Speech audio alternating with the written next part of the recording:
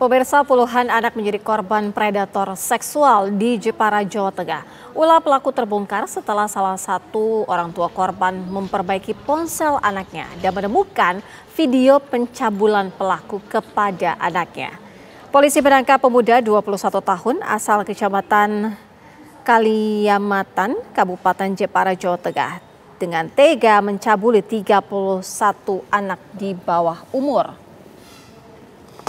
Salah satu orang tua korban menemukan foto anaknya tanpa busana saat memperbaiki HP anaknya. Orang tua korban pun melapor ke polisi. Dari hasil penyelidikan, polisi menangkap pelaku pencabulan anak di bawah umur. Dari hasil penggeledahan di rumahnya, polisi menemukan foto dan video para korban pencabulan dari pelaku. Polisi pun membuka posko laporan atas kejahatan S jika masih ada korban yang belum melapor.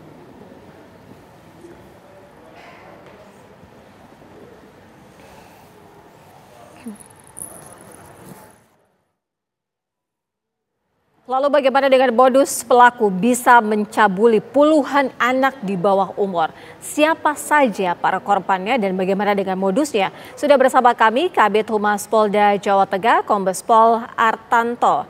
Selamat petang Pak Artanto, sebenarnya siapa tersangka ini dan juga bagaimana pertama kali bisa melakukan pencabulan terhadap para korban dan puluhan jumlahnya?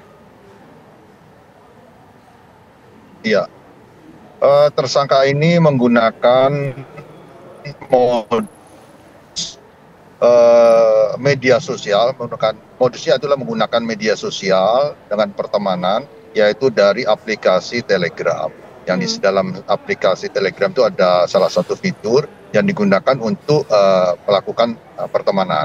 Dan pada saat melakukan pertemanan tersebut, mencari kawan itu, tersangka sudah monitoring atau melakukan pendataan terhadap korban-korbannya, yaitu anak-anak perempuan di bawah umur, sehingga mudah untuk dirayu, dibujuk, sehingga menurut apa yang menjadi keinginan dari tersangka ini. Dan tersangka ini dalam galerinya maupun dalam picture fotonya bukan menggunakan foto yang bersangkutan, dia menggunakan foto orang lain yang lebih cakep, lebih ganteng, sehingga membuat orang lain tertarik dengan tersangka ini. Sudah berapa lama tersangka ini melakukan aksi bejatnya? Kurang lebih hampir 6 bulan, karena kegiatan yang dilakukan itu dimulai dari sekitar bulan November ya sampai sekarang. Dan kurang lebih ada 31 korban perempuan, anak perempuan di bawah umur. Dan lebih mirisnya lagi, di antara 31 korban ini, 7 diantaranya sudah disetubuhi oleh tersangka ini. Usianya berapa saja untuk para korban ini, Pak Kabid? Rata-rata di antara umur 12 sampai 17 tahun, ya sekitar maksimal kelas 2 SMA lah. Dan itu kan masa-masa remaja, masa-masa mereka untuk mendapatkan kawan, apalagi di zaman saat ini media sosial kan menjadi salah satu sarana untuk berkomunikasi dengan orang lain yang dikenal maupun tidak dikenal. Untuk lokasi pencabulan ini di mana dan bagaimana tersangka bisa membawa para korban ini ke lokasi itu? Jadi dengan bujuk rayu yang bersangkutan terhadap korban. Pertama, korban ini menggunakan Telegram. Setelah intens pertemanan, kemudian diganti melalui aplikasi chat di WA. Pada saat tersebut dibujuk rayu intens, sebenarnya ini tidak singkat, cukup lama untuk menjalin komunikasi ini. Yang bersangkutan setelah mendapatkan foto telanjang atau video telanjang yang bersangkutan, kemudian diminta lagi untuk membuat konten-konten selanjutnya, yang dimana dengan ancaman kalau korban ini tidak menuruti perintah dari tersangka, maka akan disebarluaskan kepada teman yang lain. Dan oleh karena itu, akibat ancaman dari tersangka atau pelaku ini, para korban menuruti perintah. Artinya korban ini dia dapatkan secara random atau memang ada yang sudah dia target dengan usia-usia tertentu, Pak Kabid? Lagi Mbak?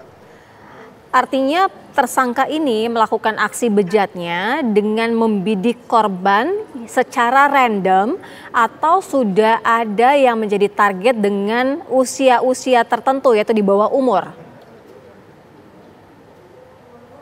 Prinsipnya yang bersangkutan itu random untuk berkenalan.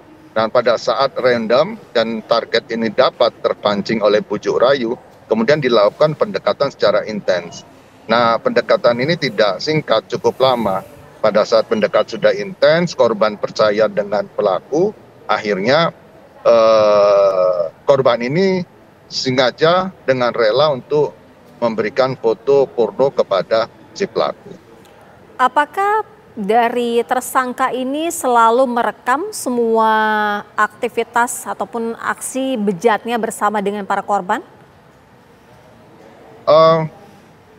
Rata-rata ini foto dan video porno yang dikirimkan oleh korban kepada tersangka ini ada yang dikirim secara sukarela dan ada yang dipaksa.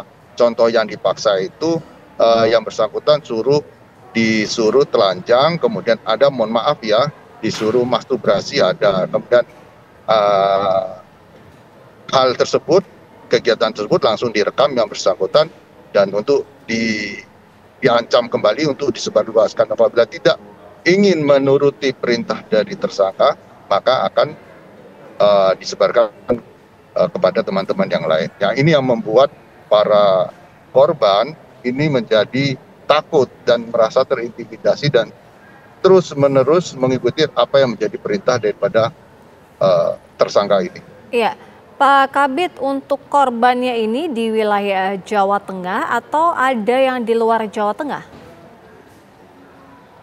Korban ada sebagian besar di Jepara, ada yang di Lampung, ada yang di Situbondo, kemudian ada di Jawa Barat pun ada. Saat ini polisi sudah membuka posko pelaporan untuk orang tua yang anaknya menjadi korban. Apakah jumlahnya bertambah untuk korban sendiri? Saat ini kita membuka posko khususnya dari Direktorat Kriminal Umum Polda Jawa Tengah termasuk dari Polres Jepara. Kemungkinan korban ini akan bertambah dan tentunya kita akan menjamin kerahasiaan daripada pelapor sebagai korban. Dan diharapkan masyarakat atau para korban ini terbuka dan segera menyampaikan agar tidak terjadi atau berlarut-larut korban-korban selanjutnya. Baik, terima kasih Kabid Humas Polda Jawa Tengah, Kombes Pol Artanto sudah berbagi informasi kepada kami di Kabar Petang. Kita harapkan dapat dihukum seberat-beratnya.